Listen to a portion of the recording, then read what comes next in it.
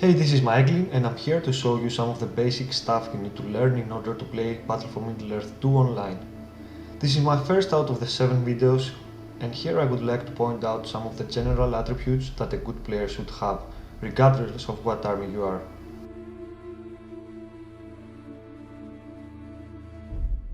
Aggression is probably the most characteristic element of a pro player.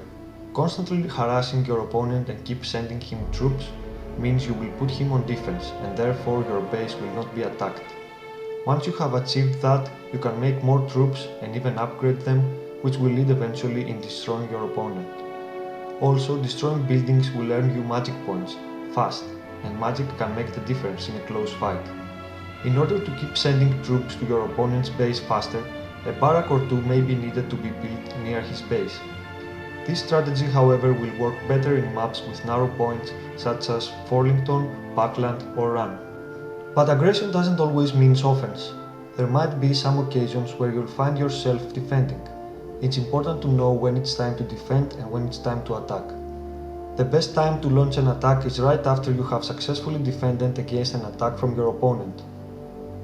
At this point we will probably have no army left, so depending on your army's strength, you can go and attack his base, or if you don't have many troops, just send them to destroy some of his farms. Never keep your army still.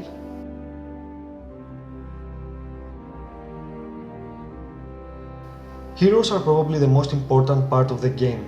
Leveling them up is crucial, so you need to constantly moving them around, killing troops and destroying buildings.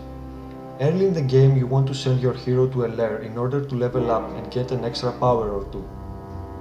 Use their powers constantly in order to kill enemy troops or heroes faster. You need to be very careful not losing them though. Heroes are prone to cavalry, so always keep an eye on enemy movement. Always draw back your hero if you think the fight is not going well. In games with multiple players, you can even ask for your teammates' heal in order to keep your hero alive.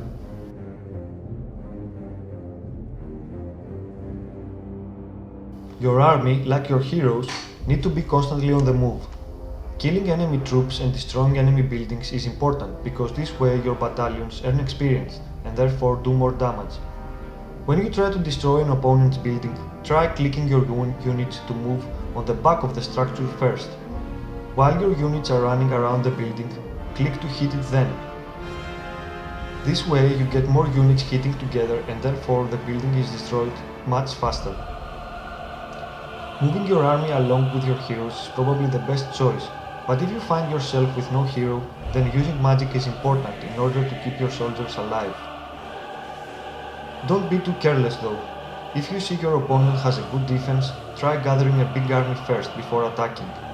Sending them one by one to die will give your opponent's army the level up he needs, plus many magic points.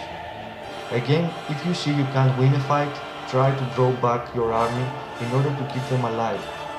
This way you will not have to spend more money to produce another battalion, plus you will maintain the current level of each unit.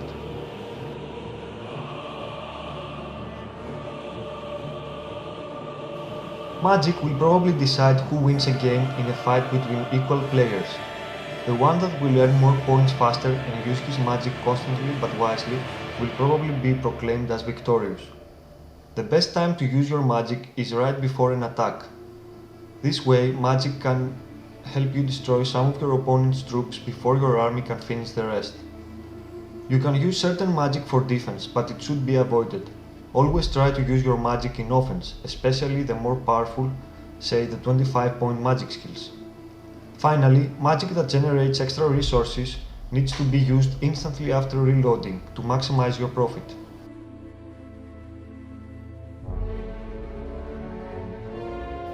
Most of online games are played in specific maps. In 1 vs 1, people play Rohan or Forlington, in 2 vs 2 Backland, and in 3 vs 3 Run. You need to learn those maps by heart. For example, you can put your tower on a hill and therefore maximize its range. Also, you need to know where lairs exist, so you can send your heroes there to level up early in the game. Besides that, you need to capture the inns that generate extra resources as fast as you can, since they can be a major boost early in the game. Also, knowing where you can find narrow points is crucial if you want to establish a safe defense, but also to know where your opponent might choose to defend himself.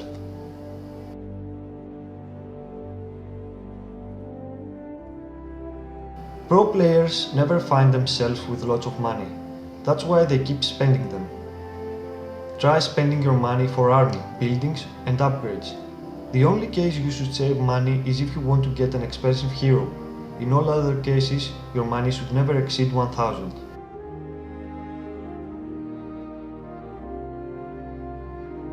You also need to be aggressive with your builders.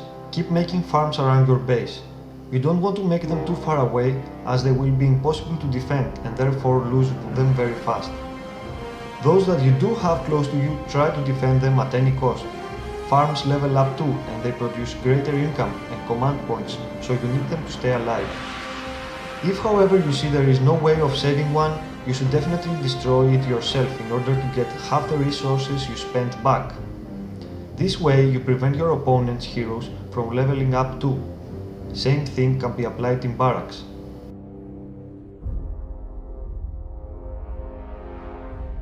If you play in a game with multiple players, the best way to do things is together. Attack together, defend together. Especially in offense, one army can't hold back multiple armies, and if he won't get any help from his teammates, you will most likely take down his fort. Of course, coordinating with your teammates is crucial. Let them know when you need a magic skill from them or where you plan to attack. Beacons can be used for not wasting time writing in the chat. Healing wells, heroic statues and towers may be needed for those who don't have these buildings. Most of the times, the team that works together as a group will win the game even if their opponents are much stronger. These are pretty much all the general characteristics of a good online player. On the next videos, I'm going to focus on specific tactics and strategies depending on what army you are.